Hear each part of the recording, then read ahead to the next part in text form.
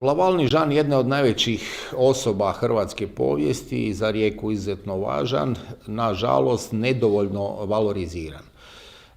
Obitelj Nagent, Nižan, Nužoan, Nugent, dakle zavisno izgovaralo se na različite načine. U Hrvatskoj on inzistirao na izgovoru Nižan, pojednostavljenom francuskom izgovoru.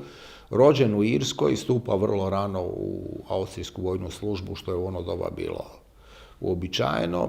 Vrlo rano postaje pobočnik, navode Johana, najobrazovanijeg Habsburgovca 19. stoljeća i vjerojatno najsposobnijeg Habsburgovca 19. stoljeća, sudjeluje u ratovima protiv Napoleona, oslobađa Hrvatsku na svoju ruku, 1813. godine oslobađa Rijeku, oslobađa Istru, oslobađa Trst.